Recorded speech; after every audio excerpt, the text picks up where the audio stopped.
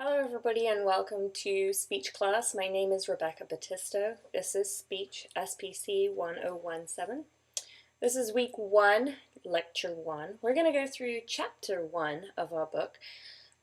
Today what chapter 1 really covers is the elements of communication, the principles of communication, things that we take for granted every day, things that we do constantly that we have just never assigned a label to. We're actually going to assign that label and understand those principles a little better today. So let's get started. As I mentioned, the learning goal for Chapter 1, define the communication process and the settings in which communication takes place, identify the communication principles, and discover how to use those principles to increase communication competence. The book defines communication as the process of creating or sharing meaning in informal conversation, group interaction, or public speaking. That's basically an overview of our class for this month. What we are going to do is look at informal conversation, which is what we're doing in this first section, week 1. We're going to look at group interaction and public speaking. We jump around a little bit in the book, and the reason is you have to start giving public speeches this week. Your first speech is due on Thursday, so it doesn't seem right that we should ask you to start giving speeches without actually knowing much about public speaking, and for some reason the book puts public speaking at the end. So we jump around in the chapters. Make sure to check the assigned readings that are listed under each week. So the first assigned reading, 1 through 5, chapter 1 goes through the principles of communication and the 6 essential elements of communication. Without any of these elements, there is no communication. The first of those elements is participants. These are the people that are talking. And when you're having a conversation, you can act as both the sender, the one who's speaking, or the receiver, the one who's listening. And when you have a conversation, it seems pretty logical that, for example, if you're on the phone, you talk, then you listen, you talk, then you listen, you send, then you receive messages. And that brings us to our next thing. Messages is the second element of communication that is essential. Messages aren't always just what you're saying. They can be verbal utterances, like a conversation normally is, but it can also include visual images, and it also always includes nonverbal behaviors. Even when I'm having a conversation with you on the phone, if I don't say anything, that could be a message. There could be a reason, and you're going to assign meaning to that. Meanings are the ways that participants make sense of the message. So for an example, in a face-to-face conversation, we might discuss a topic until we both assign the same meaning to our communication. We might go through it over and over and over until we both understand the same thing. However, in some other ways, like a text message, for example, I might type one thing and you understand a different thing. So I might use a smiley face. Oh, here's a better example. Excuse me, my husband, when he first started getting text messages, he's not the most technical of people. He saw LOL and thought it meant lots of love. So I might have typed LOL, meaning laugh out loud. He received the message and understood it in a completely different way. So those are the meanings. Messages also have symbols. These are the words, for example, what I'm saying right now, the sounds, the way I'm saying it, and the nonverbal communication, the eyebrow raising, the intonation in my voice, even, as I mentioned, silence can be nonverbal communication. If you think about when you're having a phone call and you don't hear anything, most of us say, "Are you still there?" But we kind of worry about whether or not our message is coming through correctly if somebody doesn't give us feedback, say something back. The third part of our messages that we need to understand is encoding and decoding. When you put together a message, you might type an email and retype it in a way that you think sounds professional. This is your encoding. You're taking your message, the thing that you want to communicate, and you're putting it down on paper or on the computer for this example, and you're trying to make it sound a particular way. This is how you're trying to add nonverbal communication to an email. When I send that message, I think it sounds really professional, but when you read that email, you might just think it sounds cold. And so you decoded it in a different way. I encoded it, you decoded it. And finally, the messages have form. All messages have form. This is the organization. This is, depending on where we are, we might need to organize our message to make it easier to understand. And that brings us to context. Context is the third essential element of communication. Context is the situation in which communication takes place. This could be physical, so it could be a big room and I'm standing on a stage and that's my context. Or it could be, as we are right now, I could be speaking to a computer and that's the way that you're going to deliver your speeches. It can also be social.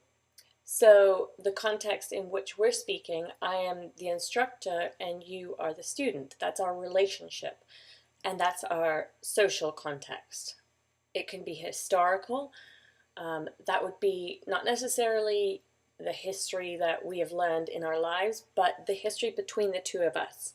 So currently, we don't really have any history, you and I, so our slate is blank, basically. But my husband and I, for example, we have a lot of history. So when we communicate, we can use symbols that we understand that nobody else understands. For example, if we're at a party and we want to leave the party, I might touch my ear. This history allows us to communicate without anyone else knowing.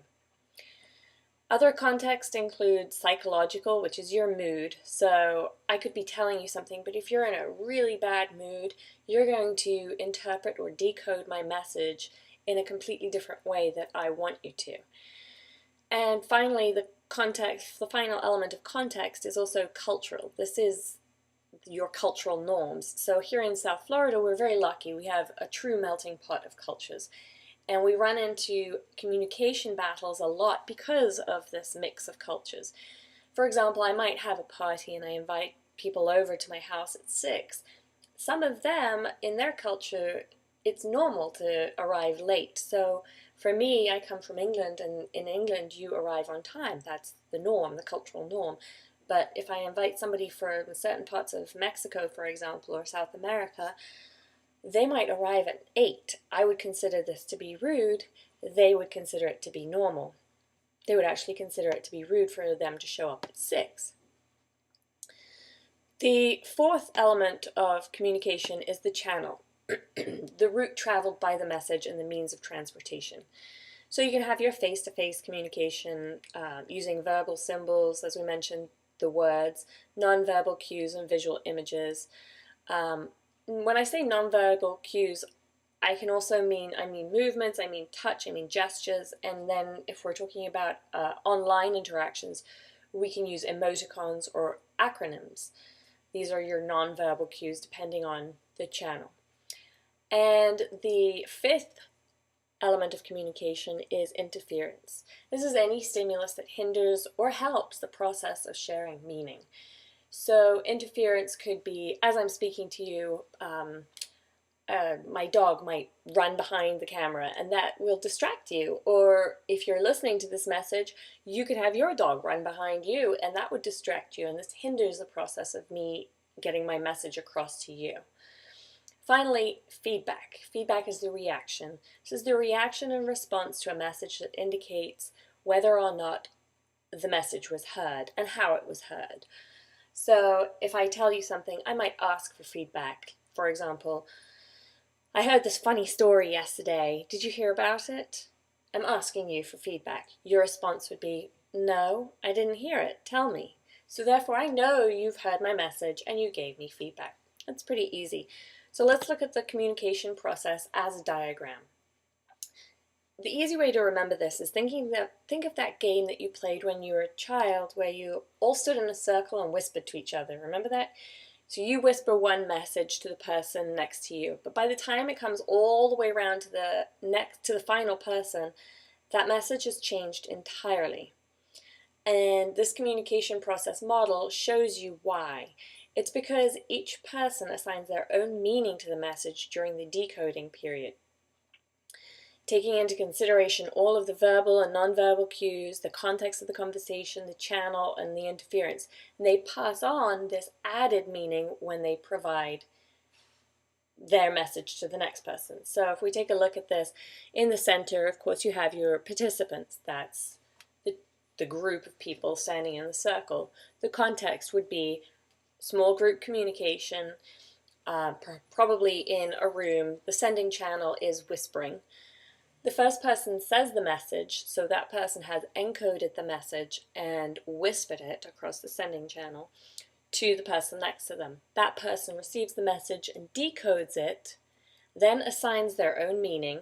So now you're adding in all of the context, the verbal, nonverbal cues, the channel, and the interference. And that person takes it, encodes it again, and pushes it on to the next person. So it goes round and round. And each time it goes round, it adds more meaning to each of the messages. So, as we mentioned, there are different ways of communicating. There's your intrapersonal communication. This is communicating with yourself. We're not really talking about speaking to yourself, although that does count. We're really talking about the communication that goes on inside your head, your thoughts. The second communication setting we're going to look at is interpersonal communication. This is informal interaction between two people who have an identifiable relationship. So student-teacher, mother-daughter, father-son, that kind of thing. The third one is small group communication. This is 3 to 20 people who come together to communicate. You might be thinking about a board meeting or a Chamber of Commerce meeting, something like that. And then finally, public communication, which is our goal for this class, and that is speeches delivered to audiences of more than 20 people. So let's go through and identify communication principles. Principles are general truths. Understanding the principles of communication is important as you begin your study because they will provide a foundation for practicing and improving your communication skills. We're going to discuss 7 generally agreed upon principles. Communication has purpose. Communication is continuous. Communication messages vary in conscious thought. Communication is relational. It's guided by culture. It has ethical implications, and it is learned. First up, communication has purpose. We have to communicate. Without communication, human beings cannot survive. If you think about even newborn babies, they have to communicate with parents or caregivers. No matter how they do it, usually it's by crying for attention, they have to do it, otherwise they won't survive. If they don't let somebody know they're hungry, they're dirty, they need to sleep, then they won't. They won't do those things. They might fall asleep by themselves, but they definitely won't eat by themselves. So communication has purpose. We have to communicate to develop and maintain our sense of self. We communicate to meet our social needs, and no matter how shy we are, we all do have social needs. We communicate to develop and maintain relationships, to exchange information, and to influence others. This is important in the business world, quite obviously, because the more you can influence others, the better you are at business. You have a better chance of selling either your services or your product, and so therefore that's one of the things that we're hoping to build upon through this class. Looking at communication in such a theoretical way as we are today, you might think that it's a stop and start type of thing. Communication, I send you a message, you receive the message, decode it, send me a message back. But it's actually continuous. Even as I send you a message, you are sending me messages through nonverbal communication as you're listening. So if you think about going to a supermarket, you might be walking up and down the aisles, you're not talking to anybody, but you're smiling, or you're humming, or you're whistling, or you're moving around, or whatever it is that you're doing, you're continually communicating. Communication is continuous, it never ends. Likewise, communication varies in conscious thought. There are either spontaneous expressions, scripted expressions, or constructed expressions or messages. An example of a spontaneous expression would be walking into a wall and going, "Ow!" or saying something even stronger than that. A scripted expression would be something that's learned. For example, when I was a child, I had to ask to be excused from the table. We had a saying that now seems funny. I would have to say, "May I get down, please?" And I never thought about it. Honestly, I probably could have got down at any time from the table, but it became a habit. It was a scripted message. I would never get down from the table unless I asked and was given permission to get down.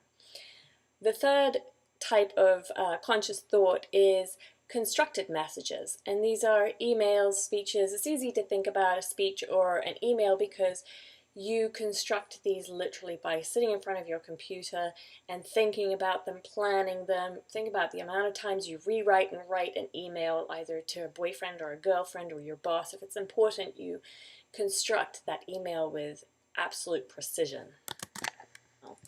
In any communication setting, in addition to sharing content meaning, our messages also reflect two important aspects of our relationship: immediacy and control. Immediacy is the degree of liking or attractiveness in a relationship. What this basically means is when we have conversations, we tell people how we feel about them. So it's not just the conversation that we're having, it's not just the message, "I'm telling you this." It's also the context in which I'm telling you conveys another message to you. For example, let's say I meet you on the street and I say, "Hey, it's so great to see you." You hear the message, "Hey, it's great, so great to see you," but you actually see how happy I am. And so from this, it conveys a relationship message, which tells you, "I really like you. I'm so happy. You're here." Control is also conveyed through messages, and frequently without realizing that we're doing it. We will either take control of a situation or submit control of a situation depending on the way that we communicate. For example, my son is 2 and I'll tell him to do something. A lot of the time it's just to get dressed.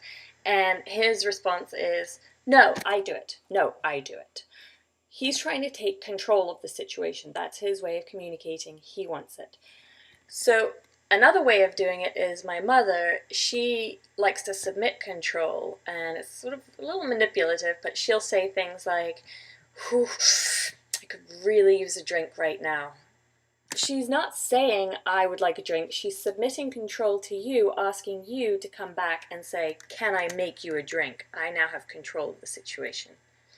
Communication is guided by culture. Your messages are formed and interpreted depending on the cultural background of you, the speaker, or the people who are receiving the message.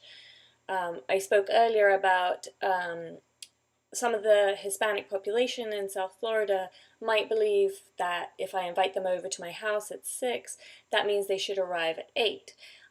I, as somebody who lives in South Florida, had to come to an understanding that this is the way that that particular culture works. It's not something that is offensive to me. It's nothing that I need to be upset about or get annoyed at.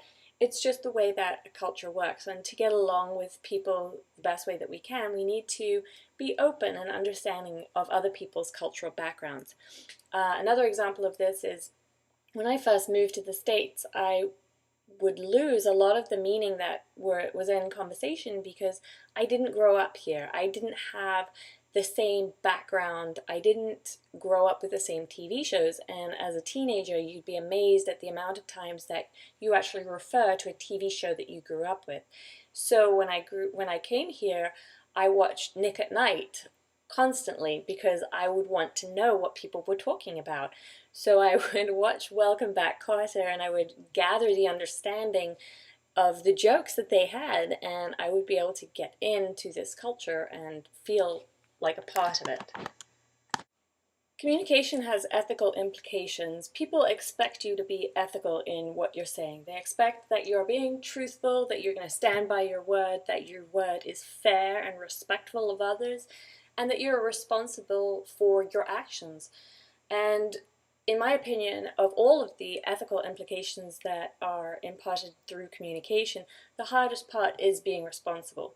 To be accountable for your own actions means that when you make mistakes, you have to apologize, admit your wrongdoings and apologize. That's the ethical implication of communication, and that is probably the hardest thing that any of us find during communication.